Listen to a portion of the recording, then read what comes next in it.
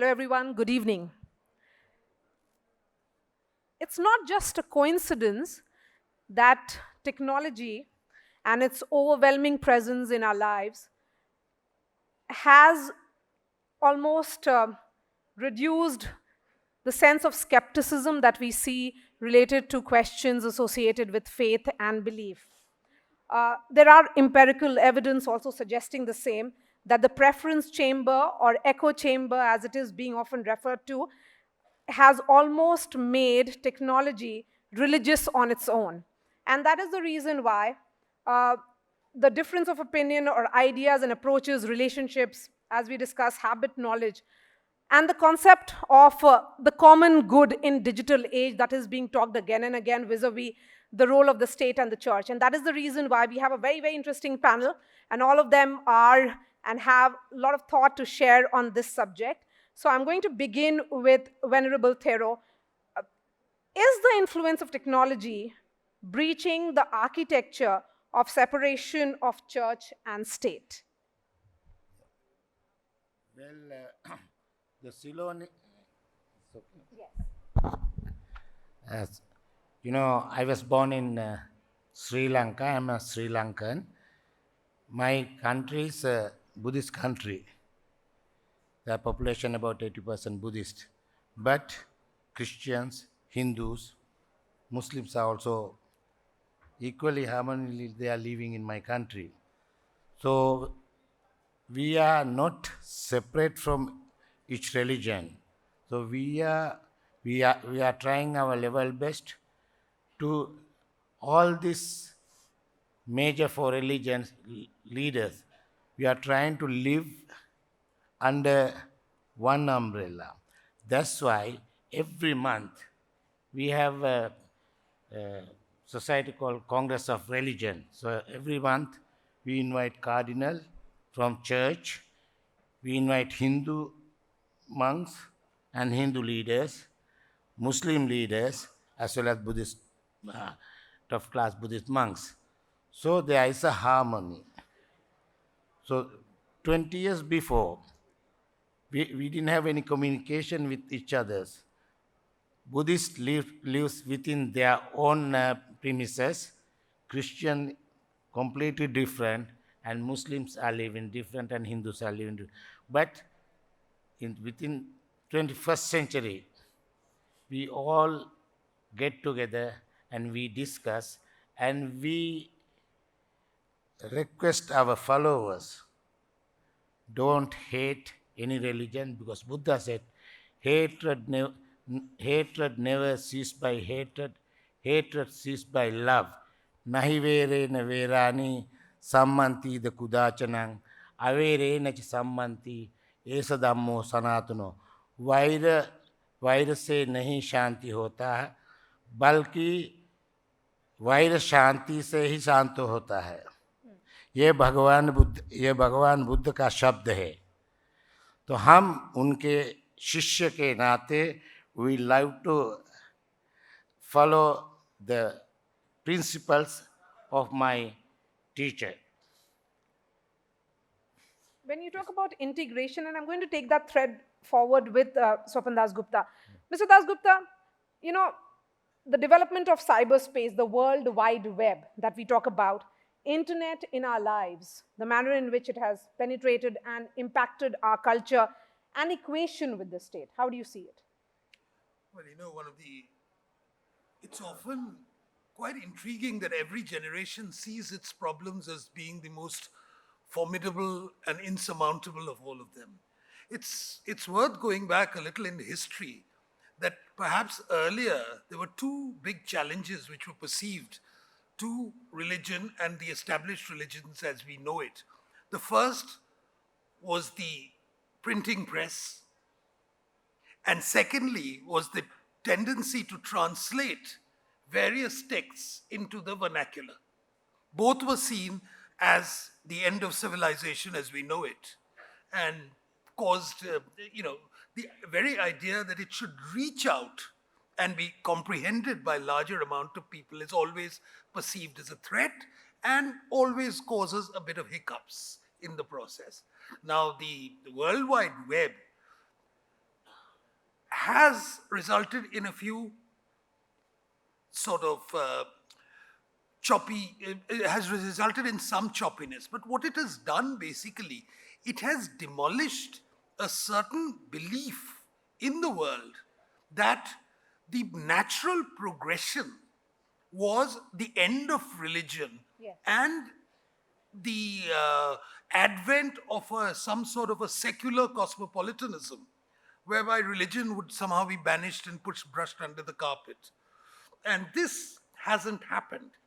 Now, the manifestation of this has been in different ways. Some of it has been a little ugly, but some of it has been perfectly harmless. So I think we have to balance both of it, not merely look at the ugliness. I mean, take a country like India. I mean, I can talk about it. Do you know that in most of the universities, we don't have departments of theology because it's not seen to be cool to study religion? So I think there are certain trends which quite unwittingly challenge orthodoxy. And I think the World Wide Web and the growth in cyber industry has really been one of those unintended consequences.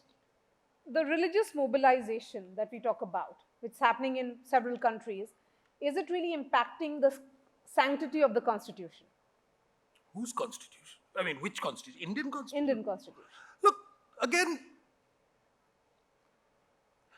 if you view the Indian constitution as a document which overrides all pre-existing beliefs, that it's something we start fresh, then you'll come to this conclusion. It's not a controversy which is unique to India in any way. You see a similar sort of a controversy within the European Union, where they believe, for instance, the whole use of the term Christian as defining the European Union has caused fissures all over. I mean, Hungary and Poland have taken stands which are definitely quite different from a lot of the others. And then last week, a lot of people were saying that the national flags have been taken off the tables of the MEPs. So if you are looking as sort of a one-size-fits-all, bland Yes. aggregation of beliefs, then certainly everything is offended. I mean, I certainly see the Constitution merely as a working document which establishes the rules of public life. But to see it as defining a culture is, I think, to my mind, an overstatement which is somewhat needless. Mr. Ali, in Ghana's capital city, Accra, the environment minister, I was told, had suggested that the call for prayers should not be broadcast over loudspeakers, but through WhatsApp. That was with the purpose of cutting noise pollution. This growing reliance on technology and its relationship with religion and the state, how do you view it? Okay. Well, first of all, I want to say this, that there is no bad religion. All religion are good. All religion, they have great values that if religious leaders promote them, they will bring us together regardless of our religion. But there is some bad religious leaders who work on dividing us. When it comes, for example, I want to mention this. In the UAE, we are a Muslim country, but we believe that our path to the future is to promote coexistence. This is why, we had the visit of the Pope last year. This is why we initiated having the Abraham House, where we will have a mosque, a church, and a synagogue. This is why we started last year building the largest Hindu temple in the Middle East. So, because we believe that coexistence is a must. It's not an option. This is our way to create the future. We shouldn't wait for the future to be created by others. When it's come to technology actually is a tool that everyone can use it. Unfortunately, in the last 5 years, technology, especially social media, was used by those who hijacked religion, especially Islam.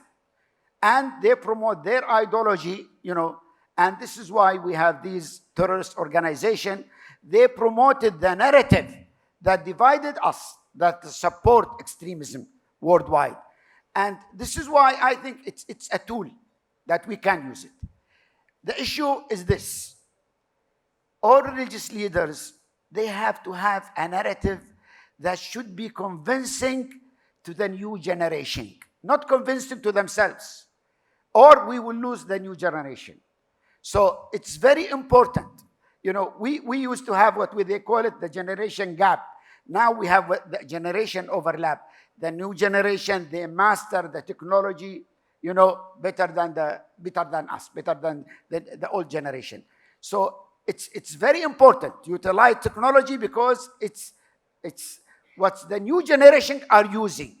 When it comes to using it, we in the UAE, we use technology in different way. But before we proceeded in using it, when it's come to religion, we had a law that, control and dominate and, regulate, actually, the use of the social media in the UAE. You talk specifically about integration, and you also emphasized on the point that there has been misuse of technology. How do you counter this misuse of technology? And particularly when it leads to extremist views and radicalization, but in what you have seen, specifying a particular community, the religious community. You see, I'll give you one example. In 2015, ISIS, and they used to have about more than 90,000 tweets a day. That's ISIS only. So, we need to use the language of the new generation. The social media is the platform that it's part of the daily life of the new generation. We have to utilize that. We have to create the narrative that will gain the heart and the mind of the new generation. This is why we have to use their tool, the tool that they are using it every day. You will see these, for example, our kids, every day, they're using their iPad or their mobile in everything. And this is where globalism is happening, actually. We need to build bridges to bring the world together. Building walls will divide us and won't last. Because even your kids, while they are in their bedroom, they tour the world. They get things from different parts of the world, from different, culture. They are influenced by others. You need to immune them in a way, that will not, the outcome will be a person who doesn't believe that we all share the same thing as human beings. You have to immune them while, trying to promote a narrative within them that we are all at the end human being, regardless of our religion, our ethnic, our nation. The issue of integration actually is very important, especially for Muslims, because, in many countries, Islam is hijacked by those terrorist groups, and they try, globalism not only in trading and finance, it's also in terrorism. So it's very important to protect the Muslim community in non-Muslim country by, creating their version of Islam and by making sure that they are really integrated within their nation. Again, Venerable Thero, you have been running a school which has students from all religious backgrounds studying there, that has been running for the last 20 years. The labeling or the stereotyping that happens of identifying people and labeling that happens by the state or otherwise, how do you think that impacts integration? Well, and how do you counter it? yeah. Well, education is such, we have to give them a primary education, and it should be a very strong foundation. Generally, a country like Sri Lanka, we have Hindu schools, we have Muslim schools, we have Christian schools, and we have Buddhist schools. Because of that, we have four major religions. And time to time, we attack each other. There's no harmony, for the last 20 years. 20 years, there was a ethical problems like Sinhala and Tamil, and Buddhist and Christian, Buddhist and Muslim. So to avoid that, we have to give them, from elderly people, it is very difficult to change their mind. But if you enter to the mind of children, it is very easy to develop those minds. Like, for example, in my schools, there are Muslims, Christians, and other religions. So when they are in the school, they don't know who is Christian, who is Buddhist, who is Muslim, or what. So they live together. They live together, and they become very friendly. For example, even in my small days, my classmates were Muslims, Christians, Hindu, and also Buddhists. That is why I feel that my other friends are, one is Shakil Ahmad Siddiqui, similar to your name. He's a Muslim, but he can read and say everything about Buddhan Saranang Gacchami, Dhamman Saranang Gacchami, Sanghan Saranang Gacchami, and so it's influence, because we live together. So in mostly schools, there should be not Muslim schools, not Buddhist school, but co-education. One in one in every religion. Even so, the educationalist or the Minister of Education has to open a school for everybody. Not to Buddhist people, separate school for Buddhists, separate school for Muslims and Hindus. It should be jointly every citizen of Sri Lanka can study. When you go to Japan, in Japanese schools, they don't have that system, and because in Japan, if you ask, maybe some Japanese people must be there, if you ask them what is your religion, they immediately say, I have no religion. But sometimes I used to ask them, then what about your parents? They go to temple. Watashi no otou-san, okaa-san, o tera ni ittemasu. Watashi wa zenzen shūkyō nai desu. For me, I have no religion, but my parents go to temple. So I think in the one way it is good, but thing is that, when they grow up, they have a lot of violence and problems. So from beginning, they should be brought up in a religious atmosphere. I don't say that it should be a Buddhist atmosphere, any atmosphere, but it should be religious atmosphere. The religious atmosphere can command anyone, when young. So then you will have a peace in mind.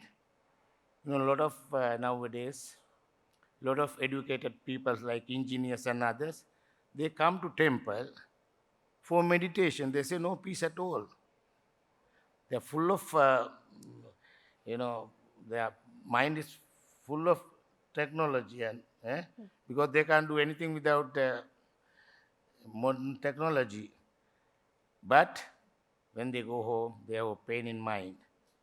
They have no peace at all. So they come to temple for meditation. And I think that is why, maybe that's why that Modi ji has started Yoga Divas. That's also kind of meditation. So it must have that. So technology's development is good. At the same time, the elderly people must advise their youngsters to at least go practice meditation or yoga to refrain from their mental worries. So technology is one way good, but everything is good. At the same time, We have to teach them how to use it. Mr. Dasgupta, the heart, the mind, the technology. In which order is it, and how much of that do you think is impacting the socio-political arrangements on a daily basis, and in Well, what form? well, it's difficult to point out which is the what is the ideal hierarchy it should be. But when this sort of technology was evolved, the belief was that it would lead to a democratization of society, that it would foster communication, and by implication, it would foster a greater sense of understanding with each other. I think what we've done is certainly, inevitably, alternative communities have been built naturally. When the nature of communication, when we are talking about social media as an example, we are actually talking not that social media reaches everyone in the world. Yeah, the WhatsApp communities. You create your own little communities. Now, some of those communities are completely harmless. There are other communities which look for absolute certitudes. And those sense of absolute certitudes often lead people into curious directions. And I think, one of the biggest problems which I think Ali was talking about was, the ISIS. One of the really defining features about ISIS was that sense that they believed that whatever they were doing was right. That here sense of personal, that here was the only route to achieve God. Now that was their own sense of belief. And that sense of certitude was what was defining them. But in most cases, it doesn't lead to that. And here, what the Venerable was talking about is the importance of an ethical life. And that ethical life is normally provided by religion. In most cases, most religions have what is called a sense of the good life. They may have a little alternative, the roots may be a little different here and there. The emphasis may have something to do with where they originated from. But overall, that's the broad thrust of it. And the tragedy is that we have chosen in this bid for science to completely bypass this. The way to defeat ISIS, which I believe is a very dangerous phenomenon, and which I think we all agree is quite different, is not necessarily by positing a rationalist, scientific, liberal alternative. That is one possibility, but it's certainly not the only possibility. I mean, the positing of an ethical life which is possible within the folds of religion, which is what the Venerable was really talking about, is, I think, equally in order. And that religion and faith does not necessarily always entail conflict. And that, to my mind, is not something which technology can teach us. Yes. Technology can be a great disseminator. That is something for the mind. That is something for the human creativity. Well, the challenge before us is, how do we reduce the most profound thoughts of the past 2,000 or more years into 140 characters? Yes. And that is a human challenge, and that, I guess, will be a daunting one all the time. Mr. Ali, the point being made by Swapan Dasgupta here, specifically about the communities. WhatsApp, for example, has led to these communities being formed. And there are several apps that have come out, like the Halal app, the Confession app. Yes, this is technology. At the same time, it has meant that our spaces of interacting beyond those 240 characters, because Twitter has increased the number of characters, has been far more limited. We don't go back to the wisdom of those who were there for perhaps longer, and they have had the books, they have written books. We have started going to these apps which are quick solution to a number of questions. Do you think that community system that were there, in which we used to turn to elders seeking wisdom, that has also led to this, in a way, disintegration or what we would have ideally wanted a very integrated society? Mr. Ali. For me. Yes. I thought the question was for him. Yes. Well, you see, I know these apps, they serve actually a large number of people who are looking for certain interests, and they have the right to do so. But, we shouldn't, put these apps as a way that they will, differentiate between these groups and others, or be an obstacle for the integration. My concern actually about these apps is in a different way, because the area that I work on, ISIS, for example, has been using social media to promote their organization, for fundraising, and for recruitment. And what they do, they follow these apps and look into the new generation that using these apps and try to target them. And this is the threat that I see from these apps. And by the way, there's one thing that I want to mention here. In the morning, there was, in the second session actually, I talk about, the issue of freedom of speech. And we all have to respect that. I agree with that 100%. But you have to put this in the different culture context. And I'll give you an example. In the Muslim culture, if someone come and say, Ali is fighting Islam, it's in the West, this is freedom of speech. You can say whatever you want. But within our Islamic culture, this is a license to kill Ali. You don't understand it unless you understand our culture. So, even the use of technology, we have to look into the context of different culture and how it is implemented. Yes. Now, for example, the globalism of terrorism and extremism, ISIS is using the technology very efficiently to serve their agenda and their purpose. Let me open the floor now for questions, and I'm going to begin with Raisina Young Fellows, Jamil, Julia, and Mahmudo. Please ask your questions. Hi, my name is Jamil. I'm a Christian from Canada. I'm in full agreement that it's very powerful when people of different religions and faiths work together. My question to you is there an opportunity for us to work together to push back against efforts to use technology against religious minorities? And a very clear example would be China, right? I mean, they're using technology for surveillance against religious minorities. They've got 1 million Muslims in camps. They've got 100,000 Christians either locked up or killed. I mean, that's a really clear example where technology is working against religious people. And I'm wondering whether we have an opportunity to make a difference there. Thank you. Entities that manipulate the religious information.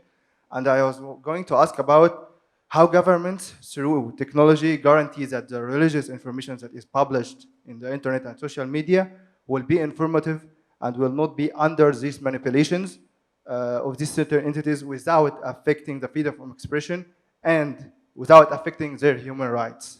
Thank you. Hello, my name is Julia. I'm from Russia. Thank you to all the panelists for interesting session. But unfortunately, I can see that you talk about all the same old stuff we've been talking for years and years now about building bridges. We don't need to build the walls. Just recently, there was another attempt to mobilize people under the flag of one religion, which was the Kiel summit in December, which apparently was another attempt to suggest an alternative to the Organization of Islamic Cooperation, which some in the Islamic world resented deeply. The talks that were conducted there were the same old that the OIC is blamed for. So I think what's new in all of this is how technology plays role in connecting us all together, us knowing more about other religions and how the other parts of the world live.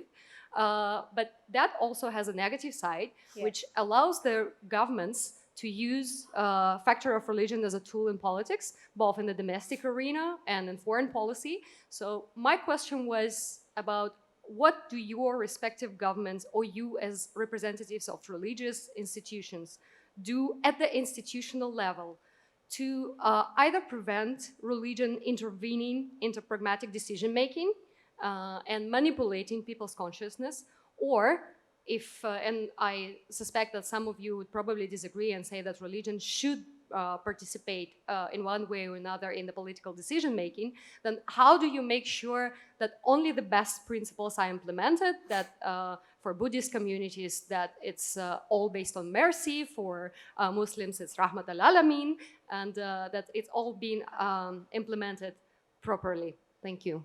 All right. Well, first, when it comes to the last question, I think we will have a better word if politicians stay away from religion and don't use it, and the religious leaders stay away from politics and don't try to, interfere with it. We will have a better word if we do so. This is what I believe in. Yes. Well, I think, that's easier said than done. Yes. That's There is a legitimate role in which faith has in creating a polity. I think we see it even in your country, we see it in Sri Lanka, and we see it in a little more nebulous sort of way in India. Because, my handicap is that I cannot say that I am a fervently practicing Hindu, but I do certainly value the importance of the Hindu faiths as social institutions. So we have different levels of engagement. Now, ultimately, it's the enlightenment of the politician which manages to juggle between these different imperatives. And I don't think there's a strict formula which can help do it. So that there cannot be a formula for this. That is country specific. It is very country specific. It is society specific, and it is something which is always prone to constant revision. It is not something which is etched in stone in some meaningful way. That the Treaty of Westphalia must decide this is where the Pope stays, this is where the King stays. That's all very nice. But in reality, as we know, it didn't quite work in that way. There were constant series of engagements and negotiations. And it's how those negotiations are practiced and how intelligently they are undertaken, which will take. So I think there is no definitive answer to that question. All I can say is that the Chinese way of doing it doesn't seem to be the right approach. That again is about the separation of power, Venerable, between the church and the state. Yeah. Well, Should the two institutions be very distinctly different from each other? They have their roles defined and not, or is it just evolving in their own form? Actually, any religious leaders, founders, they did not separate any religions. Only the present religious leaders are playing this game. Even Buddha never, during the Buddha's time, the Chinese religion was existing and Vedas was there. They didn't have any clash among the religions, but only in the 12th century, nearly 12th century AD, our French religion was started. Even though the religious leaders, the founders, the religious principles were one, but achieved that goal, that there was different roads. So in Buddhism, we practice Theravada Buddhism. When you go to Himalayas, they practice Mahayana Buddhism and Tantrayana. So it was not told by Lord Buddha. During the Buddha's time, there was one religion. But later on, the leaders, for their benefit, they make different schools. I'm going to take two more questions. Please go ahead. I'm Ganesh. I'm a student from India. My question initially was slightly different, but I feel that most of what I wanted to ask was already addressed. So I'd like to ask, we see that across institutions, across colleges, across most circles of academicians and thinkers and people who are often termed educated, there is a shift towards atheism. There's a shift, at least in the youth, towards atheism, towards being skeptical about religion, towards being skeptical about faith. And going back to what we were just talking about how politics has sort of co-opted religion to sort of disseminate, create a sense of othering, sort of fuel majoritarian politics, especially the case in India for that matter. You have people worrying that their faith is being too politicized, is being something about hatred, that the lines between identity politics, hatred, and religion or faith start getting blurred.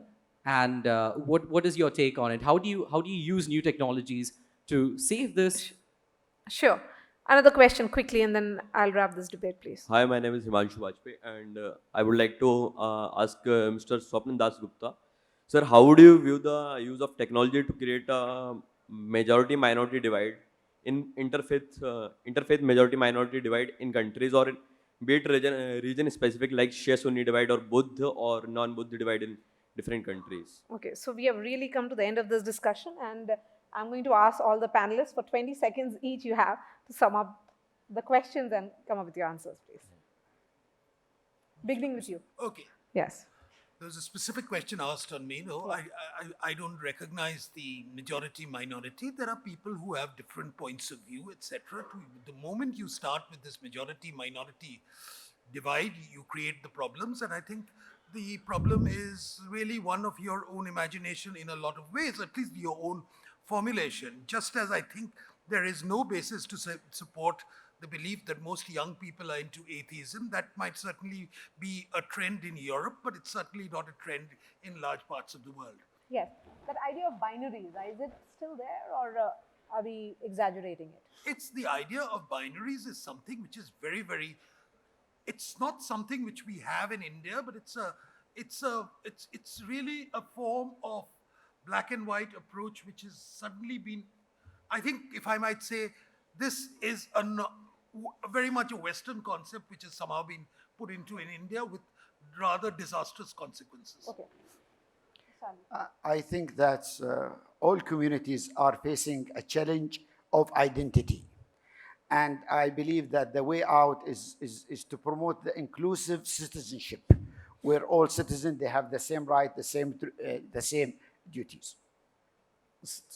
Venerable Thero. Well, the politics and religions, you can't separate it. Nowadays, it's become cyber, it mix. So what religion can do is, we can advise political leaders how to run a country. As Emperor Ashoka said, Dasaraja Dharma. So this is simply, I can say that everybody can find out in the internet, Dasaraja Dharma. There are certain major principles, Buddhist principles, for king to run a country. All right. Thank you so much for joining us in this discussion, and thanks the panelists for a very, very engaging, thought-provoking discussion. Thank you.